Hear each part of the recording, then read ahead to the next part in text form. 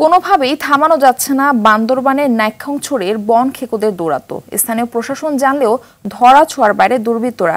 স্থানীয়রা প্রাণনাশের ভয় কেউ মুখ খুলতে রাজি হয়নি। এ বিষয়ে নানা সীমাবদ্ধতার কথা জানান স্থানীয় বন কর্মকর্তা। বান্দরবান থেকে সাফায়েত হোসেনের পাঠানো প্রতিবেদন জানাচ্ছেন রেজওয়ান শরীফ। বছর শেষের খুশি নগদে হবে বেশি। নগদ পেমেন্টে নির্দিষ্ট ক্যাটাগরির কেনাকাটায় ৩০০ টাকা পর্যন্ত ক্যাশব্যাক। পাহাড়, নদী, বন আর নানা জাতি গোষ্ঠীর সংস্কৃতি নিয়ে গড়া অপার সৌন্দর্যের লীলাভূমি পার্বত্য জেলা বান্দরবান।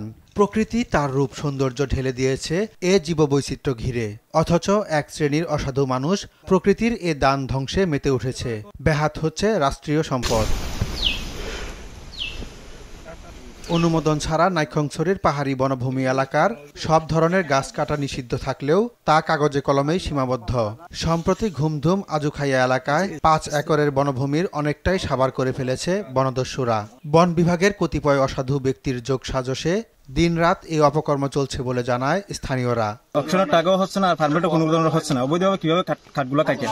এখানে আমাদের স্থানীয় বন বিভাগ আছে বা লেঞ্জার অফিস আছে লাইকচুরিতে, ওদের নলেজে দিয়েছিলাম আমরা, ওরা কোনো আমাদের কথা শুনে নাই।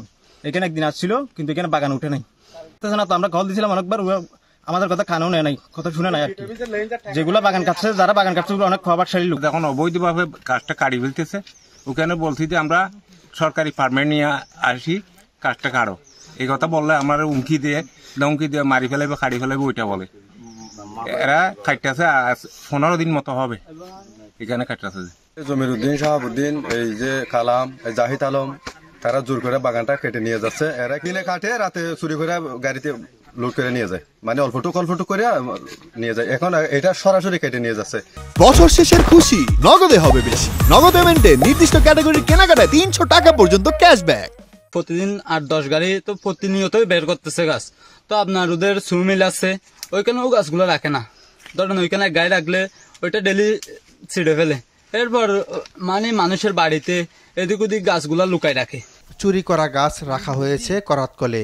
অদৃশ্য কারণে এসব চোর কিংবা করাতকলের মালিক ধরাছোঁয়ার বাইরে থেকে যায়। মামলা ও প্রাণনাশের ভয়ে কেউ মুখ খুলতে চায় না। যদি কোনো প্রশাসনকে বা বন বিভাগের কর্মকর্তাকে অবগত করলে তারা এখানে আসে না। একটা ওসি আছে বাবুল আজাদ, ওনার নেতৃত্বে এগুলা সব চলতেছে। এখানে বাগান কাটা চলতেছে। আমি কিছু বললে ওই বাবুল আজাদের হুমকি দিয়ে আমাকে মারি ফেলবো, কাটি ফেলবো, এইভাবে হুমকি দিয়ে যায়। গাছ উদ্ধার ও মামলা দিয়েই দায় সারছে কর্তৃপক্ষ। রাষ্ট্রীয় সম্পদ রক্ষায় বিভিন্ন সীমাবদ্ধতার কথা জানান এই বন কর্মকর্তা। পারমিট ছাড়াই কাটতেছে, এটাই হলো মেন কথা। তাদের খেয়াল খুশি মতো কাজ করতেছে।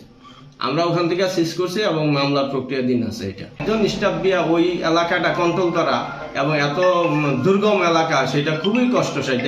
এমন অপকর্মে জড়িতদের শাস্তির দাবি স্থানীয়দের। রেজওয়ান শরীফ, RTV।